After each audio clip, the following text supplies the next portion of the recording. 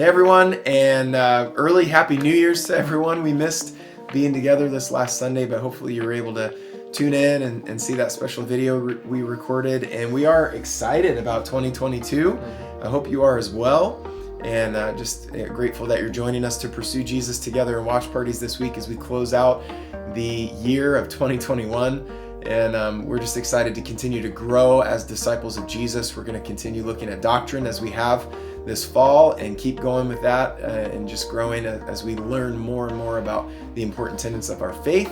And I also want to just plug our Rooted course. Our online Rooted course is designed to help you really get to know our church, our heart, our culture, who we are, where we're heading, how we're going to get there together. And a big way we're going to do that is by you saying yes to being used by the Lord as a volunteer here at our church. So I want to encourage you to do that. Fill out that. Of course, you can click on the link in the description of this video, go to our website and find that material. But today we're going to talk about some really, really fun stuff. We're going to talk about God's plan and human action and how those things interact together. Mm-hmm. And we're also going to talk about the problem of evil. I feel like we need like some like a sound effect or something to happen. But Elijah, why don't you kick us off and talk a little bit about God's plan and human action? Yeah, so talking about God's plan and human action, first, right off, God's sovereignty over all of life encompasses the free actions of human beings. Yes, we have free will, but God's sovereignty covers all of that. We don't go past that. Proverbs 19:21 says, "Many plans are in the man's heart, but the Lord's decree will prevail." And so the Lord's plan goes forward through the choices of human choices. You might be asking, what about sinful choices? Glad you asked. Yes, even sinful choices are factored into God's overarching plan. We see this with the cross when Jesus died on the cross. It was an event both purposed by God, yet it was also carried by the wicked decisions of human beings. Acts 2:23 clearly explains that Jesus knew about this. That God knew about this. It says, "But God knew what would happen, and his prearranged plan was carried out when Jesus was betrayed. With the help of lawless Gentiles, you nailed him to a cross and killed him." Peter never really held back with it. "But knowing that God is working all things for the good of those who love him," like we see in Romans 8:28, "we can trust in his promise to fulfill his plan, even when we do not understand our present circumstances." It reminds me, Pastor Brad, actually, of when you talked about Mary about this past Sunday with the Christmas story. Luke 1:34, it says, "Mary asked the angel, 'But how can this happen? I'm a virgin. This doesn't make sense in my present circumstance.'"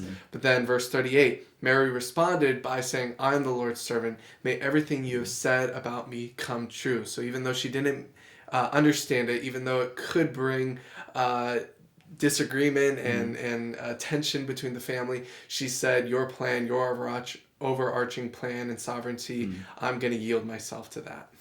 That's beautiful. Yeah. Another way of maybe describing these two subjects is they hurt your head and they break your heart, because I think thinking about how God's plan and human action fit together, that even what you just read in Acts 2, that Peter said, God prearranged this all, and it was also the evil actions of men that brought Jesus to the cross. I think hurts our head a little bit to think that there's free will and there's these sinful choices and there's God's sovereignty making it all work out towards his plan, towards his perfect will. That part hurts my head. And then this next part, talking about the problem of evil, breaks my heart, because I think we can start right off the bat by just accepting that evil exists in the world. I don't think there's anybody that would disagree. Right. I don't even need to give you examples, because the moment I say evil exists in the world, you have your own list of things, the headlines and the major issues that you spend time in prayer and intercession about, things that have happened to you, around you, to people you love. Evil exists in the world. We agree about that. But what this doctrine really is getting into is that the problem of evil is the resulting issues in our heart. The fact that evil exists creates a problem for some, and certainly some doubts and questions, and some asking God to explain himself. Not the least of which would be like someone who would call themselves an atheist, or someone else in opposition to our faith in God might say, well, if God exists, if he really is all powerful, all loving, if he knows everything, then evil should not exist. Or maybe another way of saying it is, if God does exist, then he's not good or not all-powerful and really not God at that point. But I think we need to just kind of like pause right here and correct the narrative.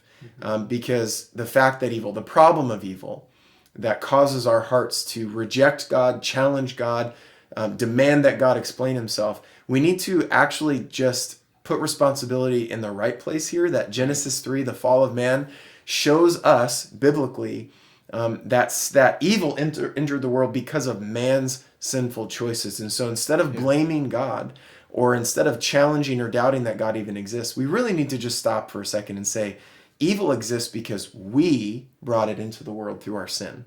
And evil still exists today because we, humanity, make sinful choices that bring evil into the world. And so let's keep the responsibility in the right place here.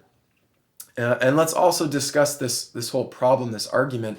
Appealing to evil as an argument against God fails in at least two key ways. One, because outrage over evil or bad things happening in the world presupposes a good standard, a line between good and evil that can only exist with God. A good standard, a moral standard only exists with God, and it cannot exist apart from God.